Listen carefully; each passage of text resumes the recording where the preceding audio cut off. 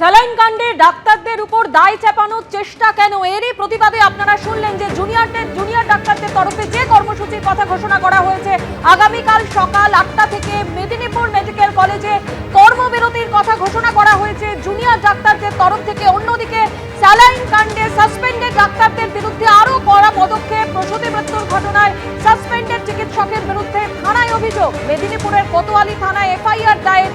পশ্চিম মেদিনীপুরের deputy CMOH এর অভিযোগের ভিত্তিতে এফআইআর। গাফিলতিতে মৃত্যুর ধারায় এফআইআর। টেলিফোনে রয়েছেন আমাদের প্রতিনিধি ময়ূক ঠাকুর চক্রবর্তী। ময়ূক, কি খবর রয়েছে? দেখো, যেটা জানা যাচ্ছে যে আজকে সন্ধ্যে থেকে প্রক্রিয়া শুরু হয়ে গেছিল। সিএমওইচ এর কাছে স্বাস্থ্য দপ্তর থেকে যে ইন্টারনাল ইনভেস্টিগেশন, স্বাস্থ্য দপ্তর যে তদন্ত করে তার রিপোর্ট পশ্চিম মেদিনীপুর জেলা সিএমওইচ এর কাছে পৌঁছে যায় এবং তার পরবর্তী ক্ষেত্রে আজ সন্ধ্যে 7:30টার কিছু পরে পশ্চিম মেদিনীপুর জেলার যিনি ডেপুটি সিএমওইচ আছেন তিনি পশ্চিম মেদিনীপুরের কোতোয়ালি থানায় যান এবং সেখানে গিয়ে একটা লিখিত অভিযোগ দেন এবং একটা চিঠি দেন। এবং সেই চিঠির যে বিষয়বস্তু সেটা হচ্ছে স্বাস্থ্য দপ্তর এই যে গোটা ঘটনায় যে ইন্টারনাল ইনভেস্টিগেশন করেছে, যে তদন্ত করেছে, তার যে ফাইন্ডিংস আছে, তার যে নির্যাস, সেটাই কিন্তু এফআইআর এ পুরোপুরি রিফ্লেক্টেড হয়েছে, এমনটাই পশ্চিম মেদিনীপুর জেলা পুলিশের তরফ থেকে বলা হচ্ছে। ফলত ইতিমধ্যেই 12 জন সাসপেন্ডেড হয়েছেন। তাদের নাম তো এফআইআর এ থাকছেই, এছাড়াও আরো অনেকের নাম এফআইআর এ থাকবে এবং causing death due to negligence, গাফিলতির কারণে মৃত্যু, এই সেকশন কিন্তু অ্যাড হয়েছে, এমনটাই পুলিশ সূত্রে খবর। ধন্যবাদ।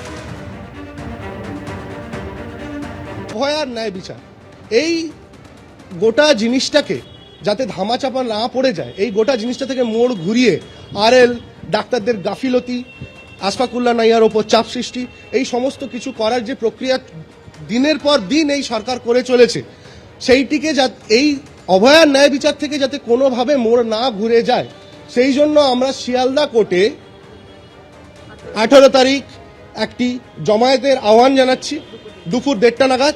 এবং আমরা চাইছি যে এতদিন যারা রাজপথে হেঁটে এসছেন তারা ওখানে জমায়েত করবেন এবং সেখানে আমরা চাই যে যাকে এতদিনে ধরা হয়েছে তার সর্বোচ্চ শাস্তি হোক। কিন্তু বাকি প্রশ্নগুলো যেগুলোর উত্তর আমরা এতদিন অবধি পাইনি, সেই প্রশ্নগুলোর উত্তর কে দেবে? সিবিআই দেবে? কোর্ট দেবে? কে দেবে এই প্রশ্নগুলোর উত্তর? এই প্রশ্নগুলোর উত্তর খুঁজে নিতে আসুন 18 তারিখ ওই মহাসমাবেশ শিয়ালদা কোর্ট চত্বরে দুপুর 1:30টার সময় সকলের সাথে দেখা হচ্ছে।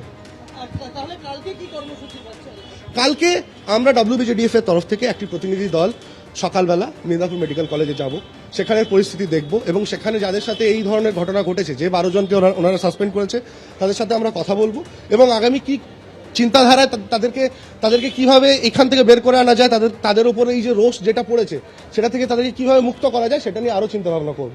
দ্বিতীয়ত, বিকেল 5টা থেকে বিধাননগর পুলিশ কমিশনারেটের সামনে WBJDF এর ডাকে একটি বিক্ষোভ সমাবেশ হবে, যেটি হচ্ছে আশফাকুল্লাহ নাইয়ার বাড়িতে যাওয়া পুলিশ হেনস্থার বিরুদ্ধে আমরা ডাকবো। কারণ বিধাননগর পুলিশ থেকেই ওখানে গেছি, আমরা যতদূর জানতে পেরেছি বিধাননগর পুলিশ থেকে ওখানে গেছি। আমরা মেদিনীপুর মেডিকেল কলেজে গিয়ে ওখানে যারা ওদের ওপর যেটা হয়েছে সেটা আমার মনে হয় না কোনোভাবে ঠিক হতে পারে, কারণ রিঙ্গার ল্যাকটেড সলিউশনের প্রবলেমকে ডাক্তারদের ঘাড়ে চাপিয়ে দেওয়া কোনোভাবেই উচিত নয়। এবং যাদের সাথে এটা হয়েছে, যাদেরকে সাসপেন্ড করা হয়েছে, তারা নিশ্চয়ই মানসিকভাবে খুবই দুঃখিত আছেন এবং তাদের সাথে কথা বলে এবং তাদেরকে ওখান থেকে বের করে নিয়ে আসার কি উপায় বের করা যায় সেটা করতে ওখানে যাবে। মেদিনীপুরের জুনিয়র ডাক্তাররা ইতিমধ্যে নিজেদের মধ্যে কথা বলতে শুরু করেছেন এবং আন্দোলন কিভাবে এগোবে, তারা আদৌ আন্দোলনে কিভাবে যাবেন সেই নিয়ে তাদের সাথে আমরা কন্টিনিউয়াস তাদের সাথে কন্ট্যাক্টে আছি এবং দেখা যাক তারা কি ডিসিশন নেয়, তার পরিপ্রেক্ষিতে আমরাও ডিসিশন নেব।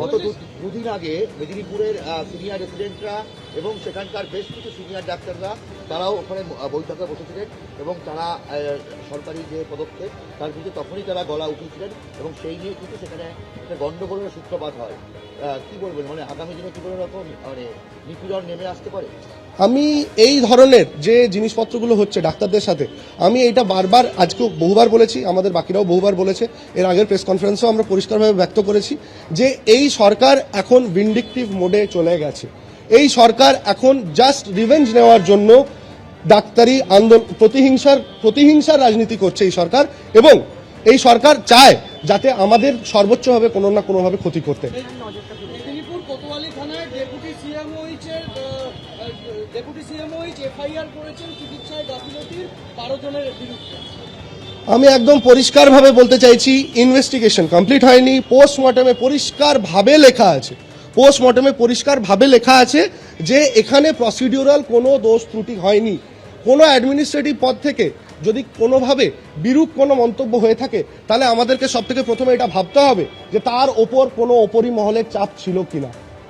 এফআইআর হয়েছে আমি বলছি তো সিএম হয়েছে তরফ থেকে হয়েছে বলছেন তো, হ্যাঁ আমি বলছি তো যে তার ওপর আদৌ কোনো ওপর মহলের চাপ ছিল কিনা এবং সেই তার ভিত্তিতে তিনি এটা করেছেন কিনা সেটাও ভেবে দেখতে হবে।